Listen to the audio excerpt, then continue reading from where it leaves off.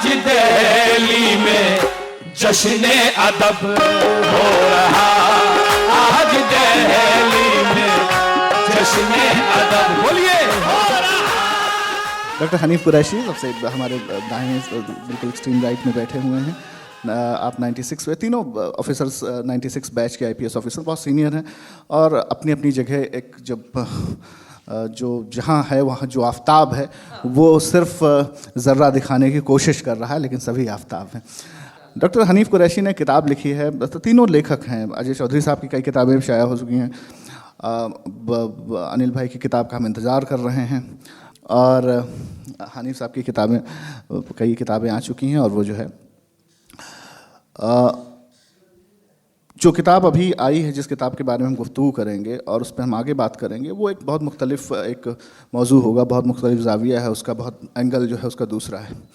उस पर बात करने के लिए अब दो मेहमान हमारे और होने थे, कैसर खालिद और रजनीश जो होने थे, लेकिन जाहिर है कि कुछ ना कुछ तो मजबूरियाँ रही होंगी, यूँ कोई बेवफा नहीं होता, तो जाहिर है। हनीफ भाई, जिस किताब पहले बहुत मुबारक आपको इस किताब के लिए, और आप दोनों भी सर, अनिल भाई किताब का हम इंतज़ार कर रहे हैं और जब आएगी तो धमाल ही करेगी माशाल्लाह। तो मैं सिर्फ ये जानना चाह रहा था कि क्या ये शहादत के पीछे, जो पुलिस में शहादत होती है, इसके पीछे क्या रीज़न है, क्यों ऐसा हो रहा है? अब देखिए, शहादत की जब भी बात आती है तो हम सीमा के बारे में सोचते हैं, बॉर्डर्स के बारे में सोचते हैं, जो हमारे डिफेंस फोर्सेस हैं, दुश्मनों से लड़ते हैं, उनके बारे में सोचते हैं। लेकिन हकीकत तो ये है कि पुलिस जो हमारे आसपास रहती है, हमारे समाज को, हमारे गली मोहल्लों को ठीक करने का काम करती है, और हमारे बीच में ही जो ऐसे एंटी सोशल एलिमेंट्स हैं जिनसे कि दो हाथ पुलिस ही करती है, और उन्हें हम, जिन लोगों से पुलिस जिनसे डील करती है, जिनसे उनका वास्ता पड़ता है, उनको हम देश के दुश्मन नहीं कहते, लेकिन वो हमारे ही देश के नागरिक हैं। लेकिन यह है कि कुछ गलत रास्ते पे निकल के ऐसे उन्होंने काम किए हैं, और जब कानून के हाथ उन तक पहुंचते हैं तो उस वक़्त जो कश्मकश होती है, तो बहुत सारी इसकी मुख्तलिफ वजूहात हैं जिसकी वजह से जो हमारे पुलिसकर्मी हैं, पुलिस कर्मचारी हैं, उनकी शहादत होती है। अगर हम पूरे हिंदुस्तान की बात करें तो जैसे जो डिस्टर्ब्ड एरियाज़ हैं, जम्मू एंड कश्मीर है, नॉर्थ ईस्ट है, जहाँ पर हमारा नक्सलाइट अफेक्टेड स्टेट्स हैं, वहाँ पर पुलिस का सामना अक्सर ऐसे एंटी सोशल एलिमेंट से, टेररिस्ट से होता है। तो उन जगहों पर एनकाउंटर्स में, उन जगहों पर काफ़ी ये शहादत हुई है। लेकिन उसके अलावा जो इन तीनों जगह के अलावा जो दूसरे शहर के और हमारे देश के हिस्से हैं, वहाँ पर भी मिसाल के तौर पे अगर पुलिस ने कोई नाका लगाया हुआ है, वहाँ से कोई एंटी सोशल एलिमेंट निकलता है, पुलिस उसको पकड़ने की कोशिश करती है। तो कुछ हरियाणा में ऐसी भी शहादत हुई हैं कि नाके पर इस तरह की कश्मकश हुई, फायरिंग हुई, उसके अंदर पुलिसकर्मी शहीद हुए। तो ऐसे बहुत सारी अलग अलग वजह हैं। अनिल भाई, आपने भी वो किताब पढ़ी है जो अजय भाई आपने भी पढ़ी है, हम दोनों लोगों से उस कमेंट लेना चाहेंगे कि क्या वजह है, किस वजह से ये हो रहा है। हनीफ भाई ने अपना व्यू रखा जिस पर वो किताब पढ़ी, और किताब से गुजरने के बाद आप लोगों को क्या महसूस हुआ?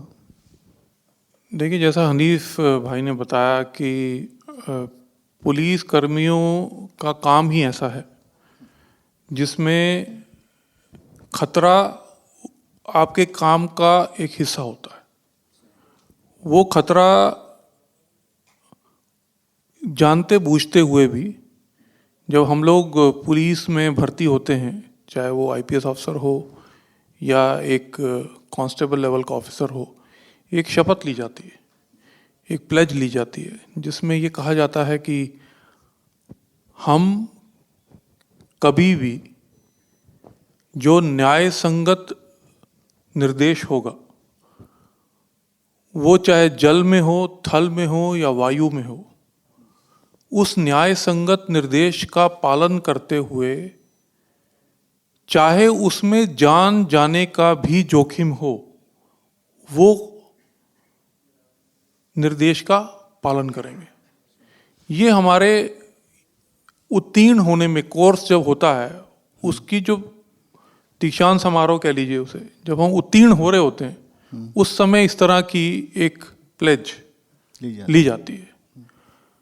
तो ये बात बहुत क्लियर है हम सब लोगों के जहन में कि क्योंकि हम पुलिस में हैं तो कुछ ऐसे मौके आएंगे जिसमें आपको अपनी जान, अपने साथियों की जान, वो बात की बात है, पहले पब्लिक या जिनके लिए आप अपने काम को समर्पित करते हैं उनकी जान या उनकी माल को खतरा हो सकता है।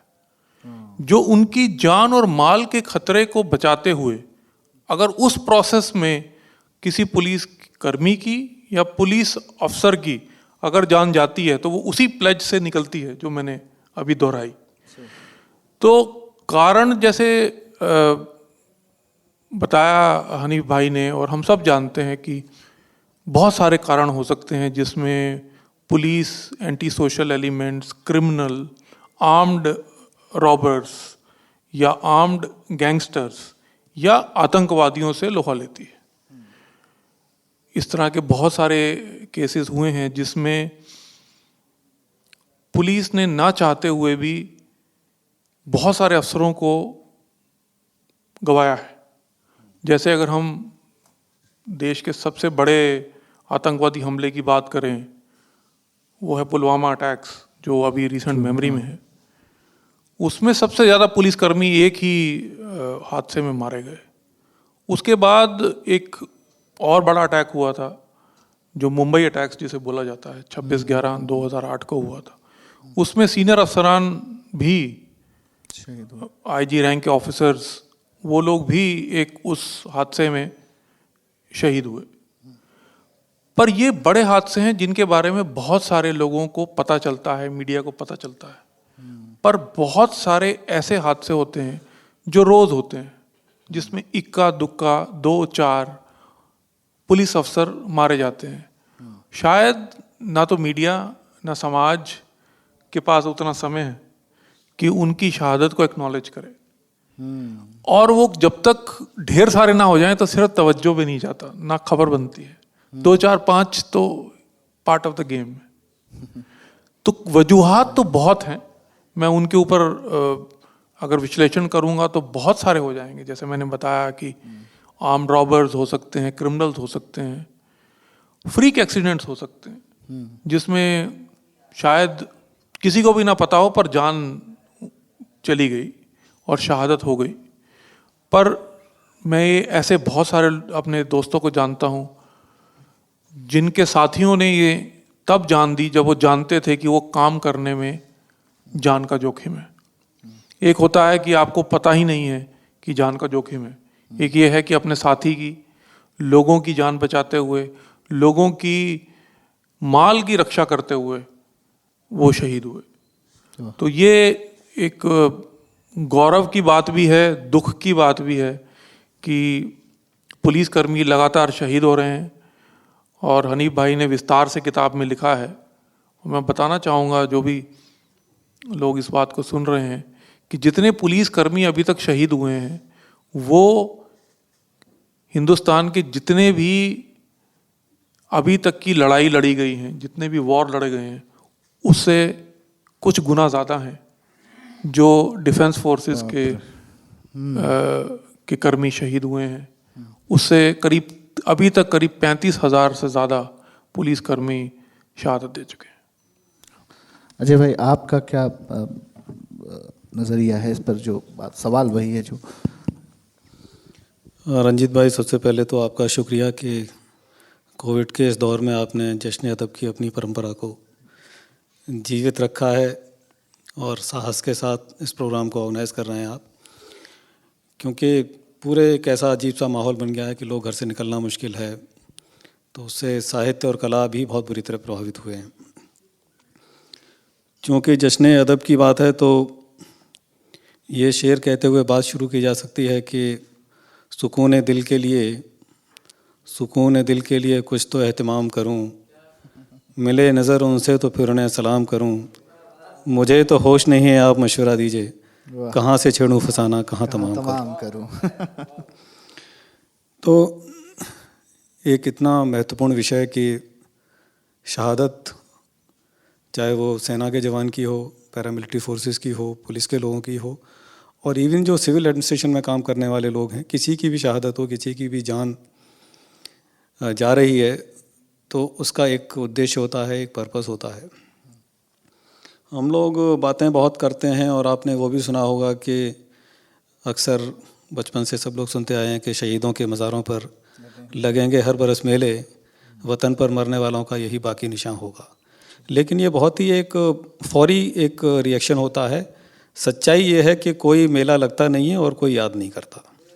इसलिए ये हनीफ भाई ने जो काम किया है, जो उन्होंने हरियाणा के पुलिस के शहीदों को याद किया है, वो इसलिए महत्वपूर्ण है कि उन्होंने उस याद को ज़िंदा रखने के लिए एक ऐसी प्रस्तुति की है जिससे कि आने वाली पीढ़ियाँ, पुलिस के लोग प्रेरणा लें, उनके गांव जहाँ के वो रहने वाले लोग हैं उनको प्रेरणा मिले, और किसी का बलिदान व्यर्थ नहीं चला गया। किसी भी तरीके से उसकी याद को ज़िंदा रखने की एक कोशिश इस किताब के माध्यम से की गई है। इसलिए मैं बहुत बहुत मुबारकबाद देता हूँ आपको। और मैं ये मानता हूँ कि शायद आपके इस नज़ीर को, आपके इस उदाहरण को देखते हुए दूसरी जो स्टेट पुलिस हैं, दूसरे जो पुलिस ऑर्गेनाइजेशंस हैं, वो भी इस तरह का प्रयास करेंगे। ये बहुत एक छोटी सी श्रद्धांजलि है जो हम अपने शहीदों को दे सकते हैं। अब जैसे कि इस किताब की क्या उपयोगिता हो सकती है, मैं उस पर सीधे आ जाता हूँ। बाकी शहादत क्यों होती है और किस तरह की कुर्बानियाँ पुलिस को देनी पड़ती हैं, हनीफ भाई ने और अनिल शुक्ला साहब ने, जो कि बहुत ही एक तेज़ तर्रार और बहुत बड़ी एजेंसी, नेशनल इन्वेस्टिगेटिव एजेंसी के सीनियर अफसर हैं, मेरे बैचमेट भी हैं, उन्होंने प्रकाश डाला कि किन परिस्थितियों में शहादत होती है, किस तरह की चुनौतियाँ हैं, किस तरह की आतंकवाद है हमारे देश में, नक्सल आंदोलन है, तमाम ऐसी चीज़ें हैं। तो इस किताब की उपयोगिता ये होगी कि अगर ये किताब मान लीजिए डीजीपी साहब के ऑफिस में रखी होगी, एसएसपी करनाल के ऑफिस में बाहर रखी होगी, जहाँ भी थानों में रखी होगी, तो जो लोग आएंगे, मान लीजिए मैं उस गांव का रहने वाला हूँ और मैं उस किताब को आकर देखूँगा तो कहेंगे ये एक लड़का मेरे गांव का था, ये जो शहीद है ये मेरा भाई था। तो एक बहुत जुड़ाव होता है उसके साथ, व्यक्ति के साथ, और इससे बड़ा सम्मान कि उसकी याद को एक हम शालीन तरीके से ज़िंदा रखे हुए हैं। ये बहुत छोटी सी श्रद्धांजलि है जो हनीफ भाई ने अपनी किताब के माध्यम से दी है। जहाँ तक कारणों की बात है, हमारा देश बहुत बड़ा है, देश के आसपास जो पड़ोसी हैं वो जिस तरह के पड़ोसी हैं, और जिस तरह से एक प्रॉक्सी वॉर देश में दूसरे देशों की जो इंटेलिजेंस एजेंसीज, चाहे उसका नाम ISI हो, जिस तरह से छेड़ा शुरू किया गया है, छद्म आतंकवाद भी है, खुला आतंकवाद भी है। अनिल भाई ने पुलवामा का उदाहरण दिया, 26/11 का उदाहरण दिया। पिछले कई दशकों से, जब से हम लोगों ने यूनिवर्सिटीज़ में 80s से होश संभाला है, हम पूरे देश को न केवल शारीरिक रूप से बल्कि इमोशनल लेवल पर भी इससे पूरा देश जूझ रहा है। पंजाब की इंसर्जेंसी में सैकड़ों लोगों की जाने गई, हज़ारों लोगों की जाने गई, निर्दोष लोग मारे गए, पुलिस के लोगों ने कितनी कुर्बानियाँ दी। और मैं समझता हूँ ये पंजाब पुलिस का ही बूता था जिसने कि मिलिटेंसी को कंट्रोल किया, आतंकवाद को पंजाब में कंट्रोल किया। और उसी क्रम में इस किताब में आप देखेंगे कि कई सारे शहीद ऐसे हैं जो कि आतंकवादियों से लड़ते हुए हरियाणा पुलिस के लोगों ने भी अपनी जान की कुर्बानी दी है। तमाम उसमें ऐसी घटनाएं हैं जिसमें कि स्वचालित हथियारों से हरियाणा पुलिस के जवानों पर, अधिकारियों पर हमले किए गए और उन्होंने उस अपनी ड्यूटी निभाते हुए अपनी जान की कुर्बानी दी।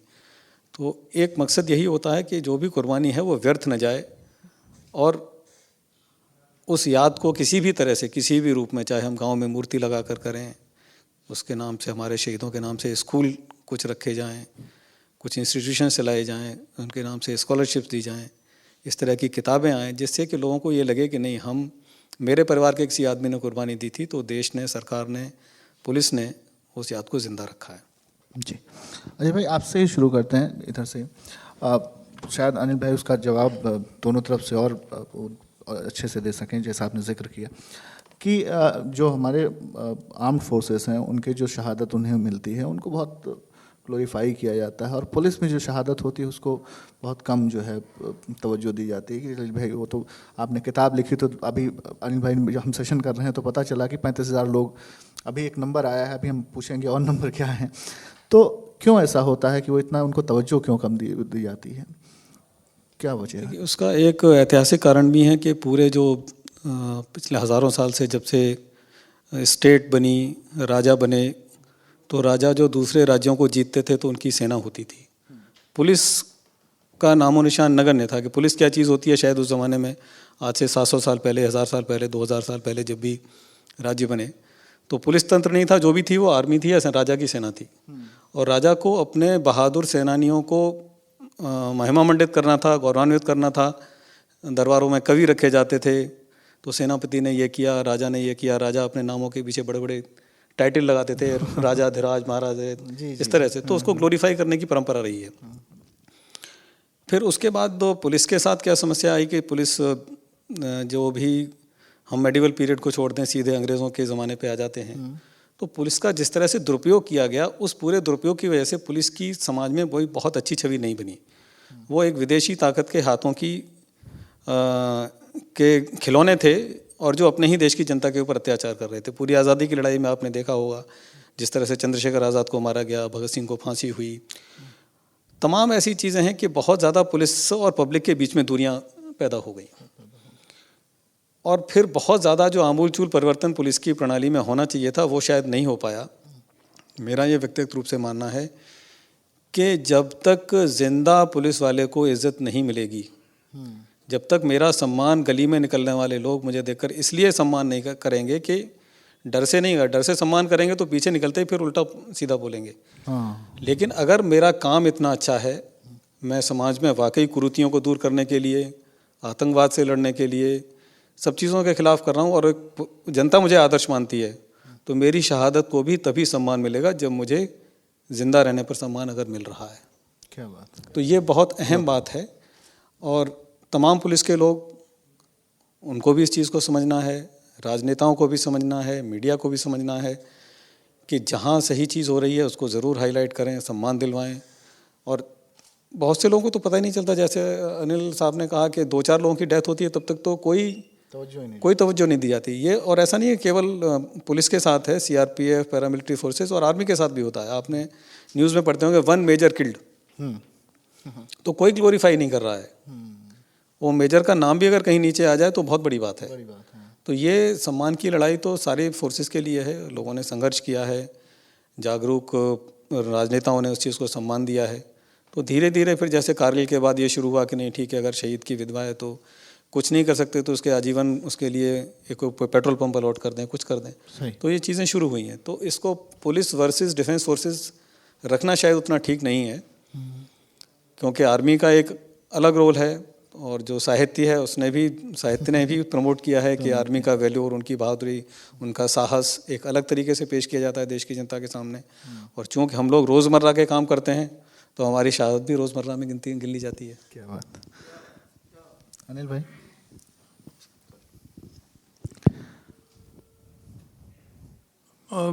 जैसा हम चर्चा कर रहे हैं कि शहादत या बलिदान, अब ये एक ऐसा विषय है जिसकी आवश्यकता हर समाज को और हर काल में, हर समय इसकी ज़रूरत है। जैसे अगर हम अपने देश की बात करें तो हम कहें कि भगत सिंह सबसे बड़े शहीद थे। आर्ग्यूबली शायद ये स्टेटमेंट ठीक भी है, पर क्या सिर्फ भगत सिंह की ही जिम्मेदारी थी शहीद होने की? क्या उसके बाद शहादत की आवश्यकता नहीं है, ज़रूरत नहीं है? वाह। हर समाज को हर समय अपने कुछ नौजवानों को तैयार रखना पड़ेगा कि वो देश के लिए, अपनी ज़मीन के लिए, अपने समाज के लिए और अपने आदर्शों के लिए मरने को, बलिदान देने को या कहिए शहीद होने को तैयार रहें। वो डिफेंस फोर्सेस में भी हो सकते हैं, पुलिस में भी हो सकते हैं। कोविड की लड़ाई में हमने देखा वो डॉक्टर भी हो सकते हैं, नर्स भी हो सकते हैं, पैरामेडिक स्टाफ भी हो सकते हैं। तो सिर्फ ऐसा नहीं है कि पुलिस या जो शस्त्रधारी फौजें हैं, जिनके पास वेपन्स हैं, वो ही मरते हैं या मारे जाते हैं या शहीद होते हैं। हमने देखा कि कोविड की जो अभी पीछे लड़ाई चल रही है, जो अभी अधूरी है, इसमें कितने ही डॉक्टर, कितने ही पैरामेडिक स्टाफ, कितनी नर्सेस, जिनको पता था कि जिस तरह का वो कार्य कर रहे हैं या कर रही हैं, उसमें जान जाने का खतरा है। जैसे मैंने पहले बोला था कि आपने एक प्लेज ली है, उसी तरह की प्लेज उन्होंने भी ली है, जिसमें जान जाने का जोखिम भरा हुआ है। नहीं तो आप और मैं जब बीमार होंगे तो कोई हमें दवा देने नहीं आएगा। इसी तरह से अलग अलग रिक्वायरमेंट हैं समाज की, और वो सिविल स्टाफ की भी हो सकती हैं, पुलिस की भी हो सकती हैं, और डिफेंस फोर्सेस का तो खैर नाम ही है, जैसा पता है कि उन्हीं की ग्लोरिफिकेशन के लिए शहीद होना एक ग्लोरीफाइड एस्पेक्ट है। और ये सिर्फ नए समाज में या मॉडर्न वर्ल्ड में नहीं हो रहा है। अगर आप थोड़ा सा इतिहास में जाएं तो शहीद होने की परंपरा इस्लाम में बहुत बड़ी है। कि कौन शहीद है, वो इस्लाम ने उसको बहुत ग्लोरीफाई भी किया है। अगर इस्लाम के हिसाब से देखा जाए तो इमाम हुसैन से बड़ा कोई शहीद ही नहीं। और अगर आप और पीछे चले जाएं तो आप देखेंगे कि श्री कृष्ण ने गीता में बड़ा स्पष्ट रूप से कहा है कि अगर तुम अपने कार्य को करते हुए शहीद भी होते हो, बलिदान भी जाता है, आपकी मृत्यु हो जाती है, तो उसमें कोई बुराई नहीं है। तो अगर इस बात को हम समझ लें कि हर समाज को ऐसे लोगों की आवश्यकता रहेगी जो परिस्थितियों के अनुसार अपनी जान जोखिम में डालने के लिए हमेशा तत्पर हों, तैयार हों। उसमें जैसा मैंने बताया, कुछ ऐसे प्रोफेशन हैं, जैसे आर्म्ड फोर्सेस हैं, पुलिस हैं, डॉक्टर हैं, जो ज़्यादा वनरेबल हैं, बजाय ये कि जो व्यक्ति एक ऑफिस में बैठ के काम कर रहा है। तो शहीद होना या शहीदों का महिमा मंडल होना, ये वो किसी क्षेत्र में हो, क्योंकि किसी की भी जान की कीमत सिर्फ 2 ही लोग जानते हैं, वो जो उसके बिल्कुल करीबी हों, जैसे उसकी इमीडिएट फैमिली, और वो जो उसके इमीडिएट साथी हों, जो उसके कलीग्स हों या साथ में काम करते हों। उसके अलावा सबके लिए वो दूरी है। सही। और वो कुछ दिन तक चलेगी और उसके बाद फिर वो फेड आउट हो जाएगी। समय का भी ये नियम है कि उसकी याद को फेड आउट भी होते रहना चाहिए। सही बात। कि नए लोगों को फिर कब मौका मिलेगा। पर जैसा पहले भी हम जिक्र कर चुके हैं कि उनकी जिंदगी कैसी गई, किन परिस्थितियों में उन्होंने, उसके लिए सरकार ने एक नियोजित कार्यक्रम बनाया है। वीर चक्र हैं, परमवीर चक्र हैं, शौर्य चक्र हैं, अशोक चक्र हैं, और राष्ट्रपति जी उसको लोगों को सम्मान देते हैं।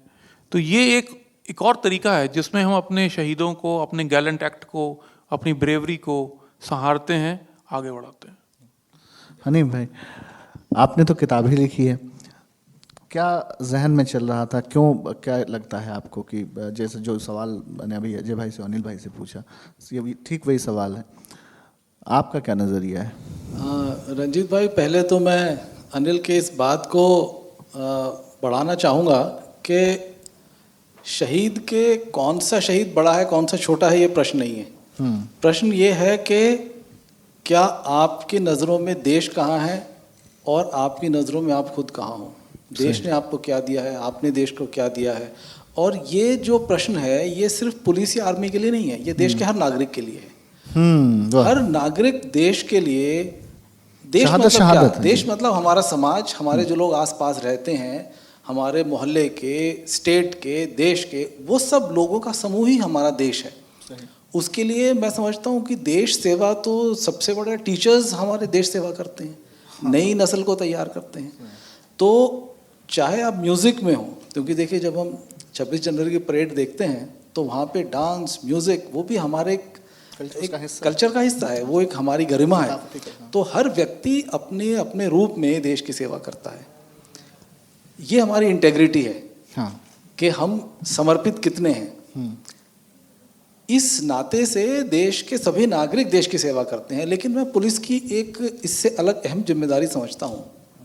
मैं ये मानता हूँ कि police man are also citizens in civil clothes and citizens are also police man in civils, क्योंकि हर नागरिक की जिम्मेदारी है अपने आप को सेफ रखना, अपने अड़ोस पड़ोस को ठीक रखना, लेकिन पुलिस की पहली जिम्मेदारी है, इसलिए ज़्यादा रिस्पॉन्सिबिलिटी पुलिस की है। और ये किताब लिखने की बात मेरे जहन में जब आई, जब मैंने देखा कि जो पुलिस का हमारे समाज में इम्प्रेशन है, जो इमेज है, वो इतनी अच्छी नहीं है। और मुझे ये कहते हुए बिल्कुल गुरेज नहीं है कि कई पुलिसमैन के जो एक्शंस हैं वो बिल्कुल इलीगल हैं, वो एक सीमा से हट के काम करते हैं, इलीगल काम करते हैं। इसकी वजह से हमारी इमेज भी ठीक नहीं है। तो हमें अपने आप को ऐसे बदलना होगा कि जैसे अनिल ने कहा कि जो निर्देश लीगल निर्देश हों, जो नीतिगत निर्देश हों, जो सही निर्देश हों, उन्हीं को मानने का आपका अधिकार है। अगर कोई आपको इलीगल आदेश देता है, then you are not bound by the law to follow it. तो ये फ़र्क हमें समझना होगा कि हम सही काम करें, लोगों की भलाई का अच्छा काम करें। और ऐसे लोगों के लिए भी एक मैसेज है कि कुछ पुलिसकर्मी हैं जो ख़राब होते हैं, मेरे ख्याल है हर प्रोफेशन में ऐसे लोग होते हैं जो ठीक काम नहीं करते हैं, लेकिन उन लोगों के ऊपर ध्यान देके जो बाकी मेजॉरिटी ऑफ द लोग अपने सही काम करते हैं, अच्छा काम करते हैं, उन लोगों की वो हमें भूलना नहीं चाहिए। तो उन लोगों को भी समाज को आइडियल्स की, समाज को ऐसे आइडल्स की ज़रूरत है जिनकी तरफ देख के हम मोटिवेट होकर और अपना अच्छा काम कर सकें, भले ही वो किसी प्रोफेशन में हो। क्या नंबर होगा अभी, मतलब जैसे अनिल भाई ने तो एक नंबर दिया 35,000, ये दिल्ली का दिया या नहीं, ये तो पूरे इंडिया का इंडिपेंडेंस से अब तक करीब 35,000 पुलिसकर्मियों की शहादत हुई है। अगर मैं हर साल की बात करूं तो ये भी मुझे आपके ध्यान में लाना चाहिए कि ये संख्या हर साल जो है वो कैलकुलेट होती है और ये धीरे धीरे कम हो रही है। 2010 में हमारे देश में करीब 910 पुलिसकर्मी शहीद हुए थे, जिसमें सीआरपीएफ, बीएसएफ और लोकल पुलिस के सभी लोग शामिल थे। उसके बाद ये संख्या 800, 700, 2014 में ये करीब 400 के आसपास रही और इस साल 2019 तक ये 292 संख्या रह गई है, 292 रह गई है। तो 2010 में 900 के लेवल से अभी हम 200 के लेवल पे आसपास आ गए हैं। तो ये काफ़ी रिड्यूस हो रही है और ये रिडक्शन का भी मैं समझता हूँ ये हमारी जो इंडियन सोसाइटी का एवोल्यूशन है कि हमारा जो आप ये समझ लीजिए कि जिस तरह के हमारे अनिल भाई एक एनआईए में हैं और हमारी जो दूसरी एजेंसीज़ हैं जो इस तरह के एंटी सोशल एलिमेंट्स को काबू करने का काम करती हैं, इसका मतलब उनकी एफिशिएंसी बढ़ रही है उनका। और न केवल एजेंसीज़ की बल्कि हमारे देश की भी मैं समझता हूँ कि एक एवोल्यूशन हो रही है कि हम एक और सही रास्ते की तरफ जा रहे हैं। तो मुझे एक आशा की किरण नज़र आती है कि जहाँ हमारी ये संख्या 900 से 292 हुई है हर साल, तो ये और आगे आगे कम होती जाएगी और हम इस तरफ ज़्यादा ध्यान दे पाएंगे कि हम किस तरह से समाज के हित में अच्छा और काम कर सकें। इस तरह के वायलेंट हमारे इंसिडेंट्स कम होते जाएं और जो हमारे समाज को अच्छे बनाने की जो जिस तरह के आपने जश्न अदब, जब म्यूज़िक और पोइट्री की हमने बात की, उसका समावेश हमारे सोसाइटी में ज़्यादा हो, इसकी तरफ हम अग्रसर हो सकें, ऐसा उम्मीद मुझे नज़र आती है। पब्लिक को क्या करना चाहिए, पब्लिक कैसे हेल्प कर सकती है? देखिए, मैं समझता हूँ कि पुलिस और पब्लिक तो एक चोली दामन का साथ है क्योंकि दोनों परस्पर एक दूसरे के बहुत ही नज़दीक होते हैं। तो कुछ पुलिस की दिक्कतों को नागरिकों को समझना चाहिए, कुछ नागरिकों की दिक्कतों को पुलिस को समझना चाहिए। तो ये जो दोस्ती का रिश्ता है, ये दोस्ती का रिश्ता बड़ा ज़रूरी है और अगर वो दोस्ती का रिश्ता कायम होगा तो देखिए हम अलग अलग नहीं हैं, पुलिस और पब्लिक अलग नहीं है, we have a common enemy. और कॉमन एनिमी कौन है? एंटी सोशल एलिमेंट्स हैं जो कि अच्छे लोगों को जो कि काम करने से रोकते हैं, कोई क्राइम करते हैं, जो हमारे legal discourse of the public life है उसको डिस्टर्ब करते हैं। उसको रोकने का जिम्मेदारी पंचायत की भी है, रेजिडेंट वेलफेयर एसोसिएशन की भी है, मार्केट वेलफेयर एसोसिएशन की भी है और पुलिस की भी है, सबकी है। तो अगर सब इस जिम्मेदारी को जॉइंट रूप से समझें तो मुझे लगता है बहुत अच्छा सिस्टम चलेगा। बिल्कुल। अनिल भाई, आप से और अजय भाई, मैं आपसे पूछना चाहूँगा कि क्या पुलिसमैन को जितनी ट्रेनिंग की ज़रूरत होती है उतनी मुकम्मल तौर पर की जा रही है या अभी भी कहीं कुछ खामियां हैं? ये बड़ा मज़ेदार सवाल पूछा आपने। नहीं, मैं कुछ और बोलना चाहता हूँ इसके बारे में। पुलिस अफसर से बड़ी अपेक्षाएं हैं। पुलिस अफसर ऐसा एक प्राणी है जिसकी आवश्यकता रात के 2 बजे आपको पड़ती है, पर आप उसको वहाँ होना देखना नहीं चाहते। क्या बढ़िया बात। उसी समय आप चाहते हैं कि वो आ जाए 2 बजे, पर आप चाहते नहीं है कि वो वहाँ हो। दूसरा, पुलिस अफसर ऐसा अफसर है कि जो 5-7 पुलिस की छवि बड़ी मज़ेदार है। अगर आपके पास 2 मिनट समय हो जी जी, तो जैसे हमारी हिंदी फिल्म इंडस्ट्री जिसे बॉलीवुड बोलते हैं, उसमें पुलिस की छवि 3 तरह की है। शायद मैंने आपसे एक बार जिक्र किया था। एक होता है इंस्पेक्टर विजय, जो हमेशा सच का साथ देता है, 15-15 गुंडों से लड़ता है, वर्दी पे दाग नहीं पड़ता है, निशान नहीं पड़ता है, चोट नहीं लगती है। सही। और इंस्पेक्टर विजय 1970 से लेकर 1990 तक बहुत मकबूल हुए और बहुत चले। और दूसरा उनका एक साथी है, वो है पांडु हवलदार। तो वो पांडु हवलदार की तोंद बड़ी है और पेट निकला है, पान चबाते हैं, टोपी टेढ़ी है, और वो साइड किक है इंस्पेक्टर विजय का। साथ साथ चलता है, कॉमेडी भी करता है। और तीसरा है, उसका नाम मुश्किल है तो उसको कहते हैं कादर खान। तो कादर खान हर उस चीज़ में शामिल है जो चीज़ खराब है। वो चाहे स्मगलिंग हो, चाहे वो पैसे का हेर फेर हो, चाहे वो दारू के अड्डे हों, उन सब में वो उसका कहीं ना कहीं पर हाथ है। पर मैं सच बताऊं कि इतने 25 साल की हम सबकी करीब करीब नौकरी हो रही है, इंस्पेक्टर विजय नहीं मिला मुझे, पांडु हवलदार नहीं मिला, और सब कादर खान नहीं होते। तो कहने का मतलब यह है कि पुलिस की आवश्यकता और ट्रेनिंग, पुलिस ऐसी चीज है जो आप चाहते हैं कि आपके टूटे हुए दांत को भी जोड़ दे, सामने वाले आदमी को बिना मारे अरेस्ट भी कर ले, अगर वो गोली मारे तो आप वापस ना मारें,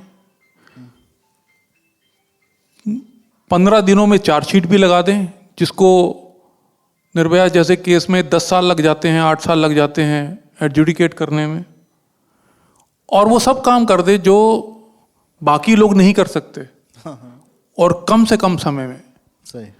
तो पुलिस ट्रेनिंग हमेशा एक ऐसा औजार है जिसके थ्रू हम कहते हैं कि और ट्रेनिंग दें तो ये बेहतर हो जाएगी। पुलिस से और ट्रेनिंग से ज़्यादा है उम्मीदों की।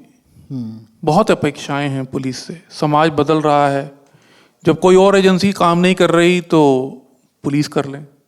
सही। मुझे याद है एक बार हम लोग डीसीपी थे और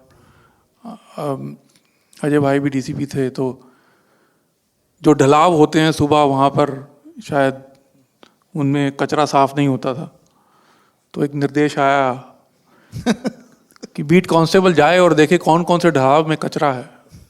तो बजाय ये कि जो कचरा उठाने वाले हैं उनसे पूछा जाए कि आप कचरा क्यों नहीं उठा रहे, क्योंकि पुलिस अफसर तो रात को घर नहीं जाता है, तो वो वहीं सोएगा थाने में, तो उठ के चला जाएगा तो क्या हुआ।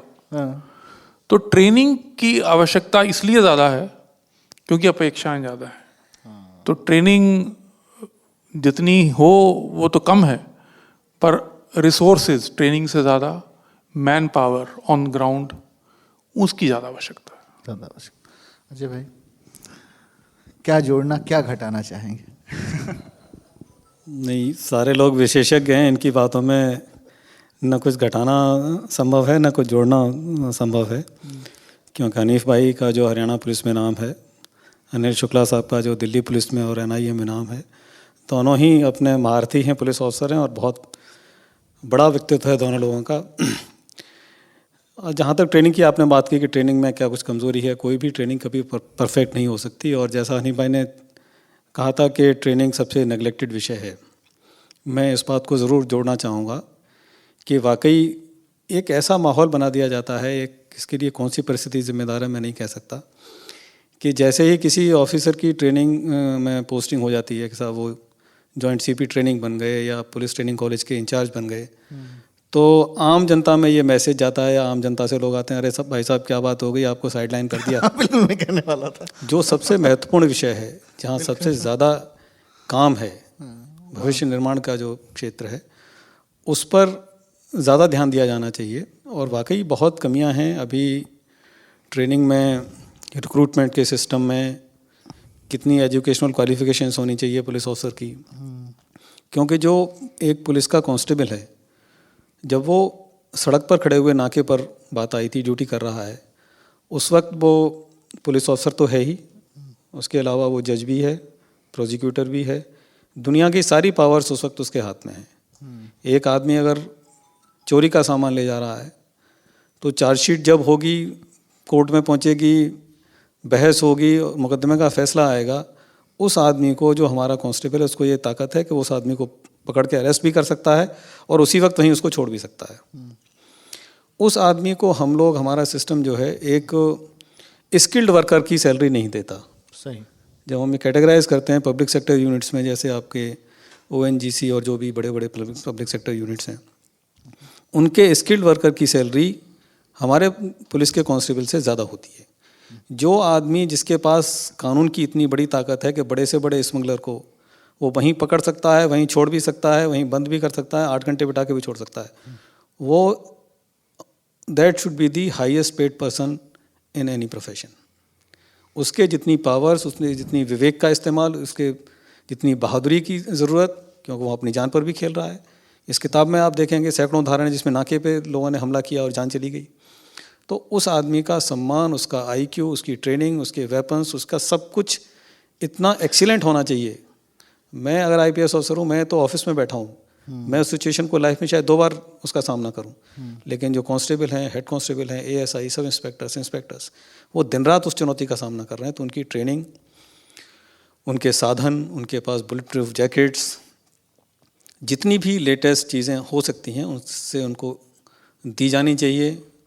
बीच बीच में उनकी ट्रेनिंग एक बार 1.5 साल की, 2 साल की बड़ी कड़ी मेहनत कराते हैं, दौड़ाते हैं, फिजिकल ट्रेनिंग देते हैं सब, लेकिन उस ट्रेनिंग को 5 साल बाद फिर दोबारा रिन्यू करने की ज़रूरत है। फिर अलग तरह की ट्रेनिंग दी जानी चाहिए, विदेश भी भेजे जाने चाहिए, केवल सिर्फ ऑफिसर्स नहीं जाने चाहिए। 10 कांस्टेबल हर साल, 20 कांस्टेबल हर साल, उनको विदेश में आप भेजिए। वो जो चीज़ सीख कर आएंगे वो शायद ऑफिसर से ज़्यादा उस चीज़ को बेहतर तरीके से इम्प्लीमेंट करेंगे। तो तमाम चीज़ें हैं जो विचार का विषय हैं। और कई बार ऐसा होता है, जो शहादत, अगर हम, मेरे अगर साथी इजाज़त दें, कई बार ऐसा होता है कि वो शहादत हमारी नेग्लिजेंस की वजह से हुई। हम तैयार नहीं थे, हमने अपने आप को जिस तरह से मुकाबला करने के लिए तैयार करना चाहिए था। हम जा रहे हैं रेड में और हम बुलेट प्रूफ जैकेट पहन के नहीं जा रहे हैं, तो आप उस शहादत को इन्वाइट भी करते हैं कभी कभी, क्योंकि यूनिफॉर्म आपको एक अलग सेंस ऑफ कॉन्फिडेंस देती है। मुझे लगता है कि मैंने यूनिफॉर्म पहन ली तो अब मुझसे बलशाली आदमी कोई नहीं है। जो एक तीसरी कैटेगरी जो फिल्मों से मैं लूँगा कि सिंघम की एक तस्वीर, तो बहुत से लोग यूनिफॉर्म पहनने के बाद एक भावना आ जाती है कि मैं सिंघम हूँ, अब मुझे ना गोली लगेगी ना मेरे ऊपर कोई हमला करेगा। तो जिस चुनौती को आप सामना करने जा रहे हैं, तो आप में ये भी तैयारी के साथ जाइए कि वहाँ क्या क्या परिस्थिति हो सकती है जो आपको अपनी जान न गंवानी पड़े। कई बार ऐसे हालात हुए जिसमें बाद में देखा गया कि नहीं, अगर इस तरह से स्टेप्स लिए जाते तो शायद ये जान बचाई जा सकती थी, लेकिन वो हमेशा संभव नहीं है, क्योंकि ख़तरा और चुनौती इतनी बड़ी है। जहाँ नक्सलवाद हो, आतंकवाद हो, दूसरा देश आपके पूरे देश को अस्थिर करने की कोशिश कर रहा हो, कम्युनल राइट्स हो रहे हों, हज़ारों लोगों की भीड़ हो, पथराव कर रही हो, तो जिस तरह का एक माहौल बना हुआ है और जिस तरह का असंतोष नौजवानों में देखने को कहीं कहीं मिलता है, तो उन परिस्थितियों में पुलिस का काम बहुत चैलेंजिंग है। इसलिए बेहतर ट्रेनिंग की आवश्यकता बहुत ज़्यादा है। मैं इस बात को ज़रूर दोहराऊंगा। क्या बात। कितना ज़रूरी सेशन था ये, और आप सभी का बहुत शुक्रिया कि जितने लोग हैं वो आप समझ रहे होंगे कि कितना ज़रूरी था और क्या आपका पर्सपेक्टिव होना चाहिए, नज़रिया होना चाहिए। बहरहाल, बस वक्त जाने से पहले एक सवाल, आखिरी सवाल हनीफ भाई आपसे और आप दोनों से जो सवाल है आपसे ये कि जब ये किताब आपको लिखने की क्या ज़रूरत महसूस हुई और क्यों आपने किताब लिखी जब हरियाणा पुलिस को के ऊपर। पुलिस तो पुलिस है बहरहाल, लेकिन आपने एक किताब लिखी और आपके जहन में क्या आया उस वक्त?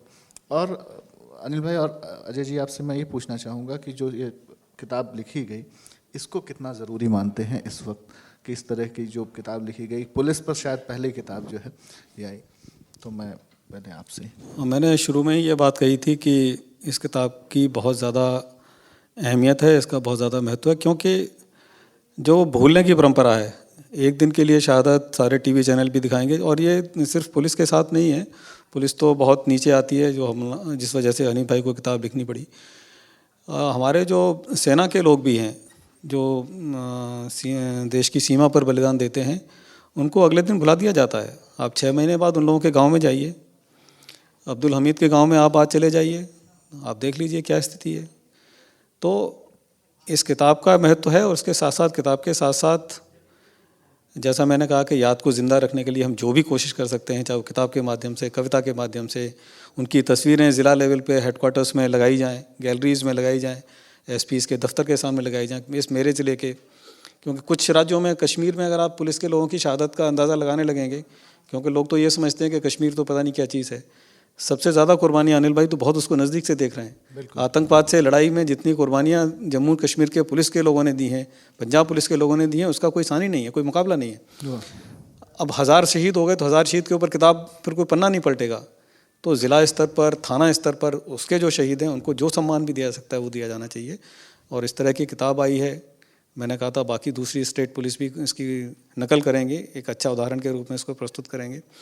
जो भी प्रयास समाज की तरफ से हो सकता है, ऑफिसर्स की, जिम्मेदार ऑफिसर्स की तरफ से हो सकता है, प्रशासन की तरफ से हो सकता है, इन तमाम चीज़ों को बढ़ावा दिया जाना चाहिए। और शायद इसीलिए आपने जश्न अदब के प्रोग्राम में हम लोगों से संबंधित इस तरह की किताब पर एक डिस्कशन या बातचीत रखी। ये इसी बात का द्योतक है, इसी बात का ये परिचय है कि आपने इसको इस लायक समझा विषय को कि नहीं, हम अदब की दुनिया में भी इस तरह की चीज़ों में बात कर सकते हैं जी। और हमेशा जब भी जश्न अदब होता है अजय भाई, हम एक डिस्कशन ऐसा रखते हैं। शहीदों की जो महत्व है और उनको जो याद करने की जो ज़रूरत है, उस पर मुझे दोबारा से बल देने की आवश्यकता नहीं है। अजय भाई ने और हनीफ भाई ने अच्छे से विस्तार में बताया है। ज़रूरत ये है कि हम उनकी याद को कैसे ताज़ा रख सकें, कैसे उनको बार बार हम कम से कम आने वाली नस्लों के लिए ये उदाहरण रख सकें कि इन लोगों ने, जिन्होंने शहीद या शहीदी दी है, वो व्यर्थ नहीं गई। क्योंकि जो लोग चले गए हैं, कभी कभी उनके परिजन 5 साल के बाद बोलते हैं कि हमें क्या मिला। तो जो शहीद हो रहा है वो किसी वजह से नहीं कि उसे कुछ या उसके किसी फैमिली को कुछ मिलेगा इसलिए वो दे रहा है, पर फिर भी फैमिली या उसके जो तमाम नियर एंड डियर हैं वो चाहते हैं कि उसकी याद को किसी ना किसी तरीके से ज़िंदा रखें। तो पिछले साल मुझे याद है कि एक सालाना जो कैलेंडर निकलता है उसमें तरह तरह की तस्वीरें और उसके नीचे कैलेंडर रखे जाते हैं। तो जब उस पर ये चर्चा हो रही थी हमारी ऑर्गेनाइजेशन में, तब मैंने इस बात को पुरजोर तरीके से रखा कि एक नए थीम पे, बजाय हमेशा किसी पॉलिटिकल ग्रुप या फ्रीडम फाइटर्स के या किसी जो हमारे पुराने फ्रीडम फाइटर्स की तस्वीरों को ही दिखाया जाए ब्लैक एंड वाइट में, क्यों ना ऐसा हो कि हम पुलिस की जितने भी शहीदी स्मारक हैं उन सब की तस्वीरें मंगवाएं और छपवाएं। तो कैलेंडर बनाया गया और जो NIA का इस साल का कैलेंडर है जो 2020 का है, उसमें करीब करीब 15 ऐसी अलग अलग स्मारक हैं शहीदों के, जिनको हर महीने की पलटे पे आप सकते हैं ये जम्मू कश्मीर का है, ये सिक्किम का है, ये पंजाब पुलिस का है, तमिलनाडु का है, ये केरला का है, ये दिल्ली का है। क्योंकि 21 अक्टूबर को, जो अभी कुछ दिन पहले गया है, पुलिस का शहीदी दिवस के रूप में मनाया जाता है। 1959 में, जो हनीफ भाई ने भी उसका जिक्र अपनी किताब में किया है, और जिन लोगों को नहीं पता उनके बारे में मैं बताना चाहता हूँ कि 1959 में जिस तरह अभी चाइनीज़ जो एक स्टैंड ऑफ चल रहा है तो उसी तरह लद्दाख की एक जो वैली है उसको हॉट स्प्रिंग्स बोलते हैं। मुझे मौका मिला वहाँ 2005 में जाने का। हम लोग तो 5-6 दिन के लिए रहे वहाँ, तो लगा कि कितनी मुश्किल जगह पर वो लोग रह रहे थे। वहाँ करीब 10 CRPF के जवान शहीद हुए। तब से एक परंपरा चली आ रही है कि हर शहीदों को हर साल जो है सम्मानित किया जाना चाहिए। पर जो स्टेट वाइज जो हनीफ भाई ने जो एफर्ट किया है उसकी कंपाइलेशन शायद उस तरीके से नहीं है। किसी न किसी जगह पर शायद वो मिल जाएगी, पर वो ज़्यादा से ज़्यादा मिलेगी तो ईयर वाइज मिल जाएगी। पर उन किताब में विस्तृत ब्यौरा, उनके बारे में जानकारी, वो शायद ज़रूरत है। It is a need of the hour. तो उसका उदाहरण लिया जाएगा और मुझे लगता है कि आने वाले समय में अलग अलग स्टेट्स अलग अलग तरीके से शहीदों के बारे में अपनी अपनी संकलन निकालेंगे। Thank you. बहुत अच्छा। एक छोटी सी बात याद आ गई कि हम बात कर रहे थे, हनीफ भाई ने कहा कि पुलिस और पब्लिक अलग अलग नहीं है। तो एक छोटी सी बात मेरे दिमाग में थी कि कई बार ऐसा होता है कि पुलिस की शहादत के साथ साथ कभी कभी पब्लिक के लोग भी डकैतों से, लुटेरों से, बदमाशों से लड़ते हुए शहीद हो जाते हैं। उनके बलिदान को भी उतनी ही बराबर का महत्व दिया जाना चाहिए। अगर हम ये कहते हैं, और तीनों जिम्मेदार लोग हैं, आप सब लोग जिम्मेदार लोग बैठे हुए हैं, कि अगर मेरा बलिदान बड़ा है तो आम जनता में से अगर किसी आदमी ने कुर्बानी दी है, पुलिस का साथ देते हुए जान गंवाई है, या अकेले खुद बदमाशों से लड़ते हुए, पूरे देश में कोई ब्रेवरी का ऐसा अवार्ड नहीं है। एक कोई प्राइवेट कंपनी देती थी, रेड एंड वाइट सिगरेट वाले दिया करते थे, एक दो और कुछ रहा होगा, लेकिन पब्लिक के सेक्रीफाइस बलिदान को रिकॉग्नाइज करने का, उसको सम्मान देने का कहीं कोई मुझे चीज़ दिखाई नहीं पड़ती। तो उस चीज़ को भी आज इस प्लेटफॉर्म से मैं रखना चाहता हूँ कि उस बलिदान को भी उतना ही सम्मान मिलना चाहिए।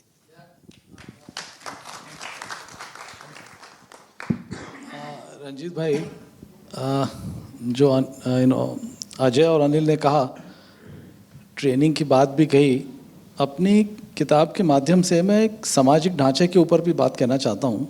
हमारे यहाँ क्या है कि सीनियर बहुत सीनियर है, जूनियर बहुत जूनियर है। सीनियर हमेशा सही है, जूनियर हमेशा गलत है, इस तरह की धारणा, क्योंकि हमारी सोसाइटी भी बड़ी हिरार्किकल सोसाइटी है, इक्वालिटी नहीं है हमारी सोसाइटी में इतनी। अगर आप मेरी किताब में देखेंगे तो जो हरियाणा के 72 लोग शहीद हुए हैं पुलिसकर्मी, उनमें से जो 71 पुलिसकर्मी हैं वो कांस्टेबल, हेड कांस्टेबल और ASI लेवल के लोग हैं। सिर्फ एक उसमें से गेस्टेड ऑफिसर है। तो कई बार जो हमारे जूनियर रैंक्स हैं, हम उनको इतनी इंपॉर्टेंस नहीं देते हैं जितनी कि उनको मिलनी चाहिए।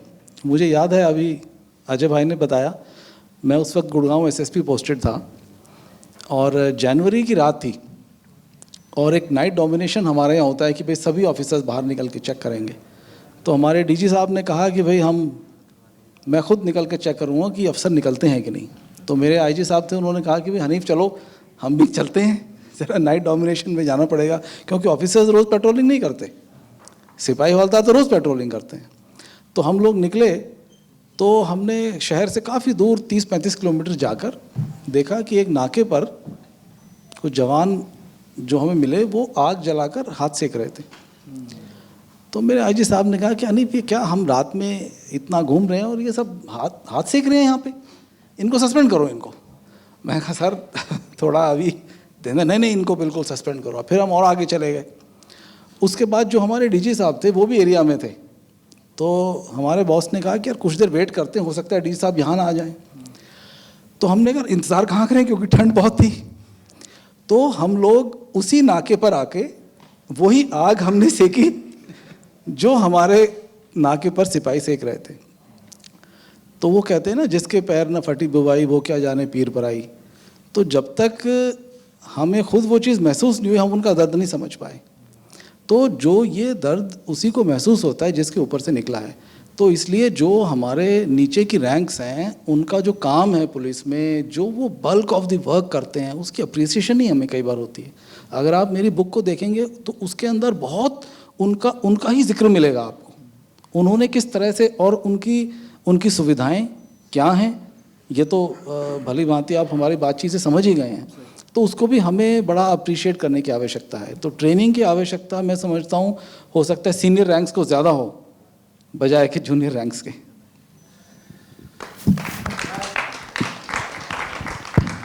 जब ये सेशन शुरू हुआ था तो आपने देखा कैसे गुफ्तगू बढ़ी और उसके बाद इतना दिलचस्प होता गया। हनीफ भाई बहुत शुक्रिया, फ़ख्र तो हम आप सब पर करते ही हैं, लेकिन बहुत शुक्रिया कि आप इस किताब को लेके आए और इस हवाले से जो है गुफ्तगू भी हुई।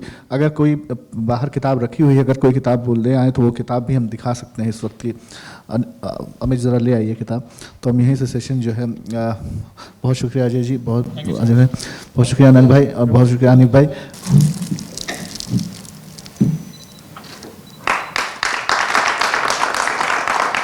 इस किताब को ज़रूर लीजिएगा, बाहर है और आपको पता चलेगा कि ये किताब जो है कितनी। एक सेकंड की, और ये छोटा सा हमारी तरफ से हमारे लिए भी, ये हमारे लिए फ़ख्र की बात है कि आप रहेंगे। आप आगे आ जाए सर। और एक आए हम भाई,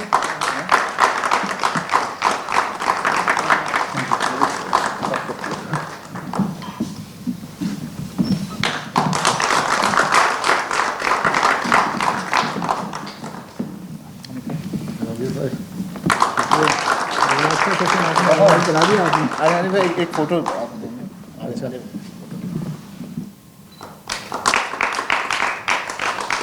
बहुत